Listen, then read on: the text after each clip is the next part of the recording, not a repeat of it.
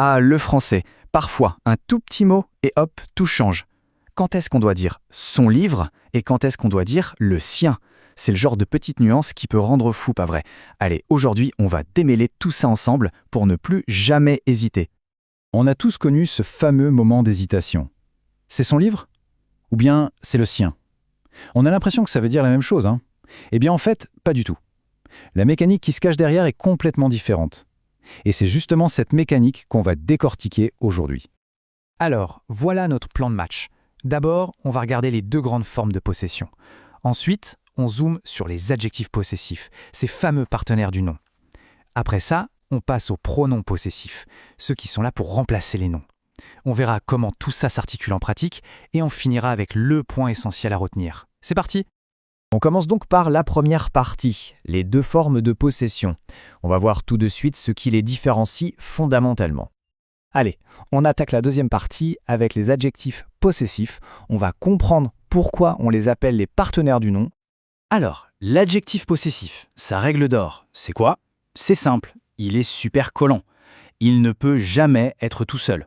C'est un peu comme une ombre, il suit toujours le nom qu'il décrit. Pensez à mon livre, sa voiture. Son job, c'est juste d'indiquer à qui appartient la chose. C'est tout. Jetons un œil à ce tableau. On voit bien les différentes formes. Pour je, ça donne mon, ma, mes. Pour nous, c'est notre ou nos. Ce qu'il faut bien capter ici, c'est que l'adjectif, il doit s'accorder avec deux choses, qui possèdent bien sûr, mais surtout avec l'objet qui est possédé. Et ça, attention, c'est vraiment le point crucial. La règle numéro 1 à graver dans le marbre.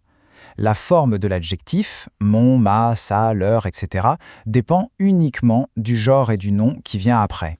On se fiche complètement de savoir si le propriétaire est un homme ou une femme. Par exemple, le mot voiture, c'est féminin. Donc que le conducteur soit Paul ou Marie, ce sera toujours ma voiture, ta voiture, sa voiture. C'est le nom qui commande. Ah, évidemment, il fallait bien une petite exception. Sinon, le français ne serait pas le français, n'est-ce pas?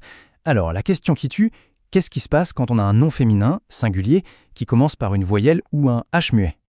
Si on suivait la règle à la lettre, on devrait dire « ma amie ». C'est logique, amie, c'est féminin. Sauf que, essayez de le dire à voix haute, « ma amie ». Ça claque, ce n'est pas très fluide.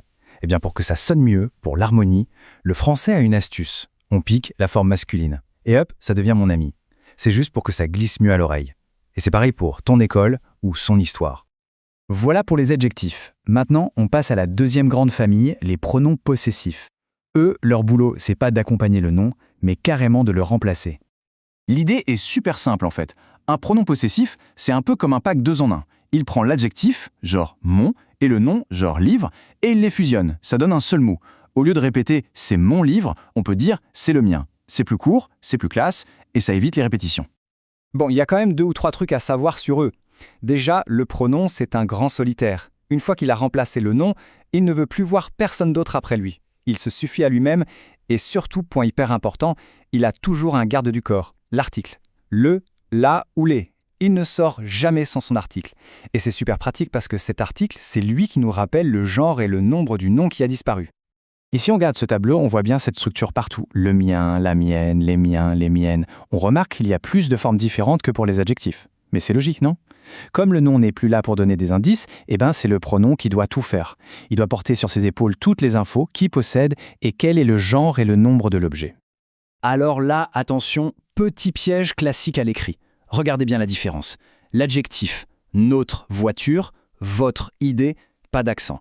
Mais le pronom, c'est le nôtre, c'est le vôtre, hop, un petit chapeau. L'accent circonflexe sur le haut. C'est le truc qui permet de ne pas les confondre quand on écrit. Ok, la théorie, c'est bien beau. Mais maintenant, on passe à l'action. Comment on fait concrètement pour passer de l'un à l'autre? En fait, c'est comme une petite recette de cuisine, en 4 étapes toutes simples. D'abord, on identifie le nom qu'on veut faire disparaître. 2, on check son genre et son nombre. Masculin, féminin, singulier, pluriel. 3, on regarde qui est le propriétaire. Et 4, on va piocher dans le tableau la bonne combinaison article plus pronom. C'est tout. Allez, premier exemple, la phrase c'est son livre. On veut remplacer le groupe son livre. Alors, on applique la recette. Le nom, c'est livre. Son genre, masculin. Son nombre, singulier. Le propriétaire, son, donc troisième personne. Et si on regarde le tableau, ça nous donne le sien. La phrase devient donc « c'est le sien ». Voilà, c'est simple, net et précis. On en fait un autre pour être sûr. Disons, c'est ma maison. Le nom à remplacer, c'est ma maison. Maison, c'est féminin, singulier. Le propriétaire, ma, donc c'est moi, première personne. On cherche dans le tableau et ça donne « la mienne ».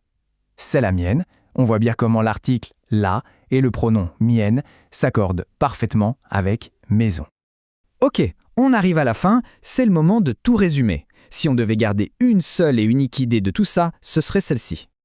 Voilà, le face-à-face final. D'un côté, l'adjectif possessif. Son job, c'est de décrire. Il a besoin d'un nom à côté de lui, comme dans « mon livre ». De l'autre côté, le pronom possessif. Lui, il remplace, il est autonome, il se débrouille tout seul, comme dans « le mien ». Et il a toujours son article. Bref, l'un est un acolyte, l'autre est un remplaçant. Si on a ça en tête, on ne peut plus se tromper. Et voilà, on a maintenant 2 super outils dans notre boîte à outils du français. 2 outils bien distincts, avec chacun une mission bien précise pour parler de la possession. Du coup, la question n'est plus vraiment de deviner lequel utiliser au hasard, mais de choisir intelligemment le bon outil pour ce qu'on veut dire. Alors la prochaine fois, pour exprimer la possession, quel choix fera-t-on ? Décrire simplement un objet ou bien insister sur le lien d'appartenance ?